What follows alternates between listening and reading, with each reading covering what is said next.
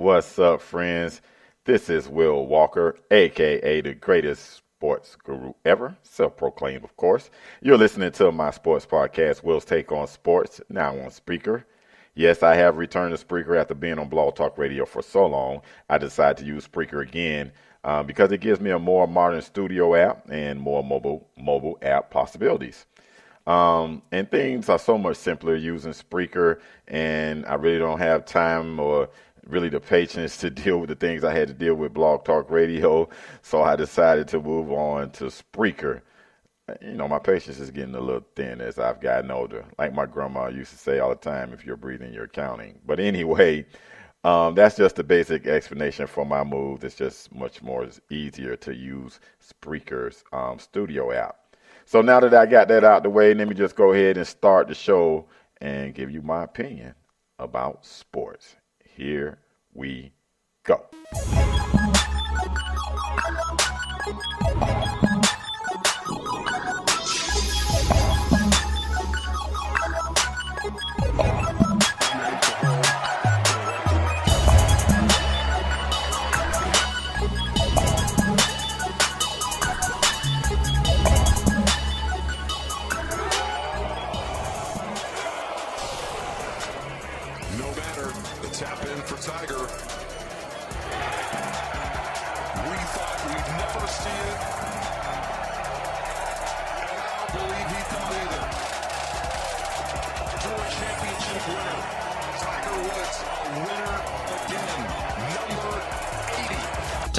That's right. Win number 80 for Tiger Woods. He was finally able to get back in the winner's circle after being so close so many times during this year with previous PGA Tour events.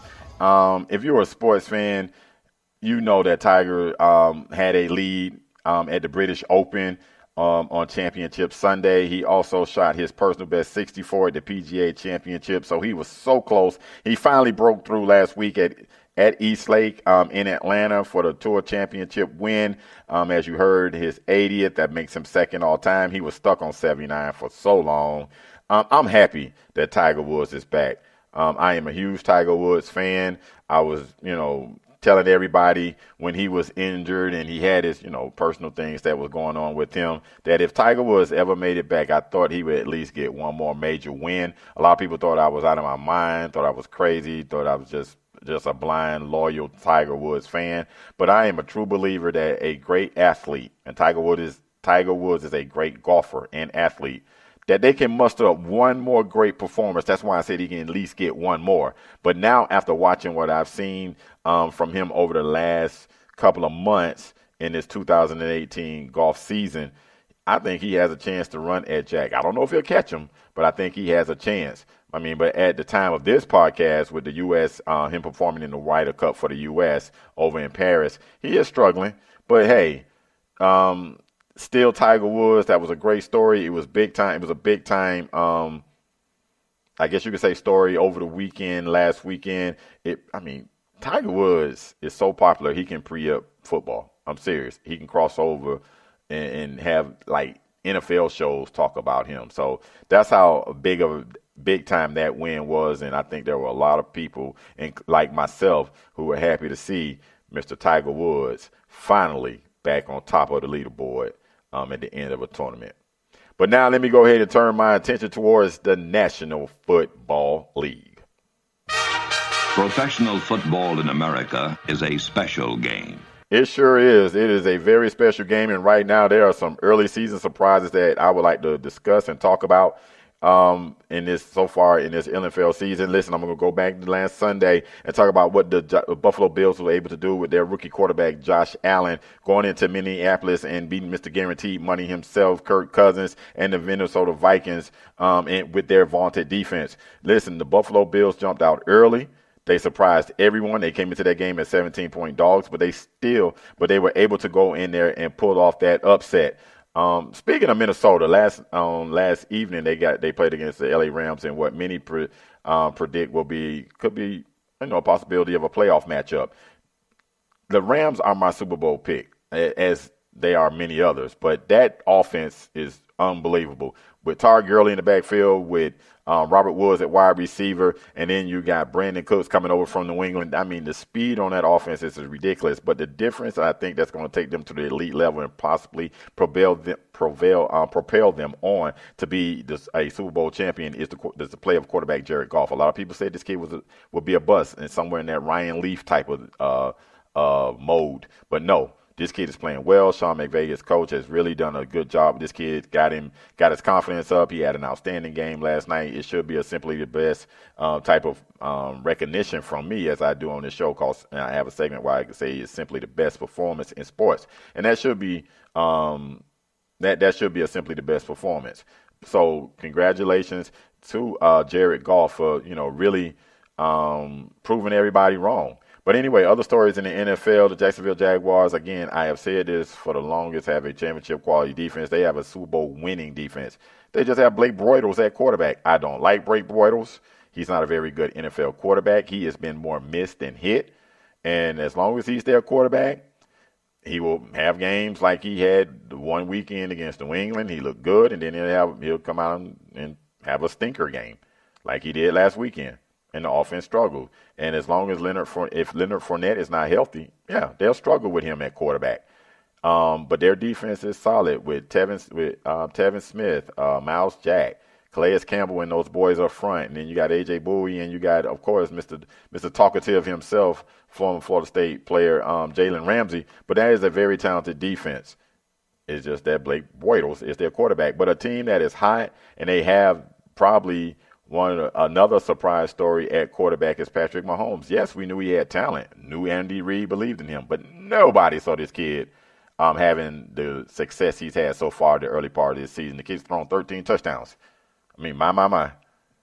You just got to be impressed with him and that Kansas City offense. That's the theme of the NFL right now. You got to have solid offensive play because defenses can't do anything. That junk that's been happening to Clay Matthews is just stupid. I mean, he's supposed to just stop midair, let the quarterback go and roll to the side. Can't fall on top of the quarterback anymore. This is a quarterback league. The NFL wants their stars healthy. When Tom Brady got his leg, had a knee injury because a guy rolled up against his leg when he was throwing the ball and his front leg was forward, the NFL banned that hit. Last season, Aaron Rodgers gets a defensive player, falls on top of him with all of his weight, breaks his collarbone. NFL makes that rule, no more. It is a quarterback-driven league. Their quarterbacks are the star attraction. The NFL wants to make sure that their star attraction is available and seen. So they're going to make rules that will make sure that those guys are healthy and the money will keep generating. That's all it comes down to. I feel bad for defensive players, but right now it is an offense-driven league. It's a quarterback league. Speaking of another hot quarterback, Drew Brees brought his New Orleans Saints team in last weekend against the Atlanta Falcons and won in overtime. The spin move he made to get it to overtime and tie the score with that touchdown was great. Didn't see that in the old man. But anyway, the Saints, like I said, Drew Brees, of course, my Miami Dolphins with wide receiver, 17 at quarterback. Yeah, quarterback-driven league, but I don't believe in him. But I'm a Miami Dolphins fan. I don't care what you people think about my critique or my dislike for him as the Dolphins quarterback, but I am a Miami Dolphins fan, have been all my life, and will continue to be. But I like the offensive skill players that the Dolphins have. I like Frank Gore at running back. He's defying all odds as a running back over the age of 30. Then you throw in Albert Wilson, released by Kansas City. Then you got Jakeem Grant, the little jitterbug that he is on punt returns, kick returns, and now getting a taste of the ball on the offense. And then you got Kenny Stills and all his speed, who finally can catch. So the Dolphins have great offensive skill players, and they got Robert Quinn on defense. They got Cameron Wade, who's not playing as many snaps, but hey, when he does play, he's effective. And then you got Xavier Howard, who's playing outstanding ball at cornerback. So the Dolphins have talent. Now, in their 3-0 start, yeah, it's nice. I'm not jumping up and down. Seen this movie before, but in this particular situation, though, I must say this. The Dolphins played against, one, Blaine Gabbert when Marcus Mariota couldn't finish the game for the Tennessee Titans in game one, that long marathon delay that they had because of lightning delays and weather delays and all that type of stuff. But anyway, Dolphins did win. Then you go against Sam Darnold, a rookie.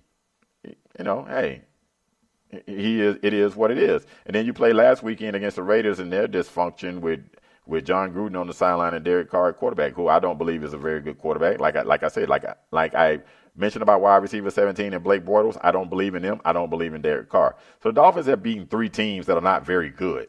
Let's just say that, okay? They haven't beat 3 teams that are very good, but you got to play what's in front of you, and they have won games. But again, I'm not drinking the teal Kool-Aid quite yet, but I am happy with the 3-0 start. Still not a fan of wide receiver 17 and quarterback. Just point blank period. I'll say this much. I'll go ahead and put this. If he leads the Dolphins to the playoffs, one, I will address him by his name instead of calling him wide receiver 17.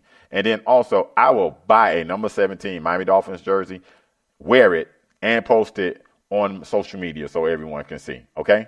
So that's what I'll do if wide receiver 17 leads the Miami Dolphins to the playoffs. Because I did not have this team winning more than 3 or 4 games, honestly, and they're already 3-0. I'm going to get into that a little bit later. Also, the theme of my show that I chosen for this week is Moving On. And that's basically about what's happening in college football, as guys who had great success last season are not the signal callers this year for their prospective teams, as coaches have decided to. I'm moving on. I'm moving on.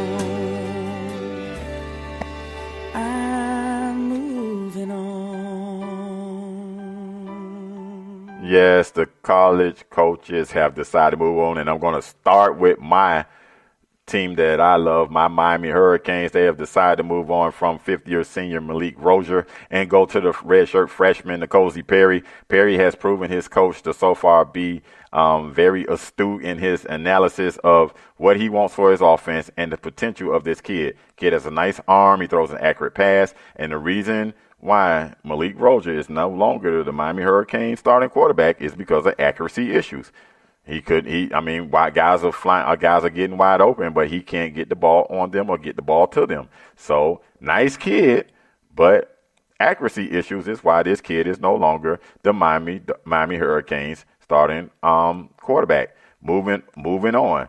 Kelly Bryant, no longer the starting quarterback for the Clemson Tigers. Yes, he led this team to a possibility of winning a national championship last season with 11 wins, ACC championship, and playing in that Final Four and playing in one of the Final Four games. But Trevor Lawrence, in Dabo Swinney's mind, is the better player, gives his team the better opportunity to win. So he moves on. Moving on to another situation where a guy had great success last season as a starter, but not give a damn, or as you know them, Notre Dame's Brian Kelly decided to go on with the more talented passer, Ian Book. That's really what the theme seems to be. These coaches are going with the more talented, accurate guy. That's what it is. And we saw how much what accuracy means in the national title game in the second half when Tua came in and replaced Hurts. He showed that he has the accuracy, the quarterback skill set, and he led them to a comeback win. And now they came into this season. It was supposed to be some kind of quarterback controversy, and it really was a battle. Man, it was Tua. It was just nice to just not throw Jalen Hurts on the bus. I mean, the kid did win a bunch of games for them. So out of respect for him, they said it was a quarterback controversy or a quarterback battle. Anybody that pretty much knows sports knew that was that kid's job, Tua's job. And he's rewarded his coach with basically giving him solid performances. And right now he's the leading guy if you look at the Heisman. If you look at what they if you're talking about Heisman front runners right now, it is Tua Tagovailoa for Alabama. And what they're able to do to teams right now is just unbelievable. They are destroying people. And I mean destroying them easy. I mean, it hasn't been much of a contest. But, as much as Alabama's looked this dominant, the one thing I always kind of remind people about is, one thing about sports, sometimes the unpredictable or the unexpected happen. And there's no guarantee that Alabama's going to go on to win a national title. They definitely look like a strong favorite to do so, but you never know. I mean, anything can happen. They can be upset at any point, whether it be in a semifinal or the national title game or the SEC title, whatever. We never know what's going to happen. But, that's just all I want to talk about when I made the theme for this show, Moving On, was just that, hey, you coaches are definitely on that what have you done for me lately type of thing. And they moved on. All those guys had great success last year, and those teams did with them at quarterback. But, hey, coaches have decided to go on with what's younger, better, and more talented. Moving on. I'm going to move on to do something that I like to do. I love this segment. It's called Simply the Best, and I like to do it because, it's me giving you my thoughts on who had a great performance. And these are two players from college football. Let's go. You're simply the best. Better than all the rest. Just like me, I am simply the best. But anyway, I want to go ahead and say, giving a simply the best performance to Blake LaRussa. His coach brought him off the bench last weekend versus Virginia Tech. They were 28-point underdogs going into that game, and the former backup quarterback Blake LaRussa played the game of his dreams. I mean, the Monarchs pulled off a stunning upset over a ranked Hokies team. LaRussa passed for 495 yards and 4 touchdowns. Virginia Tech lost to a team that hadn't won a game all year until Saturday. And then they could continue to lose, as on Sunday they lost one of their top defensive players as he was released from the team. Also, Ian Book from Not Give a Damn, a.k.a. you know him as Notre Dame. Quarterback started versus Wake Forest and accounted for 5 TDs for Not Give a Damn. I'm going to get into the Ian Book and his possibilities this week versus Stanford very shortly when I make my picks for games coming up. But that is my simply the best performance. And also, if you heard me earlier, and remember, I mentioned that Jared Cook should be in there as simply the best performance, as he played a very good game versus the Minnesota Vikings on Thursday night. All right, so let me go ahead and give you what I think about my picks for what's going to happen this weekend.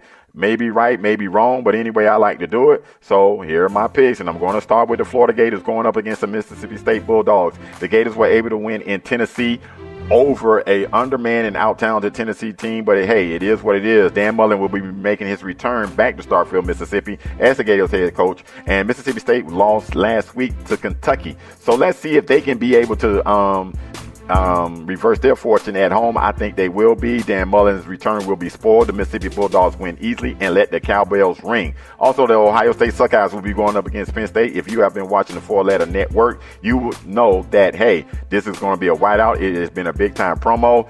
I don't know why this is being touted. This is going to be a very good game because Penn State is cased sorely and pretty much no defense. They proved that when they played Appalachian State in the first game. They struggled. They had to use overtime to win. The Ohio State Suckeyes are probably the second best team in football, in my opinion. They definitely have the second best offense. When you look at Dwayne Haskins, who is definitely a Heisman Trophy candidate, without a doubt, for what he's been able to do, lead this very potent offense with all the receivers that he has. Then he has J.K. Dobbins and also Weber in the backfield. Very talented backfield tandem.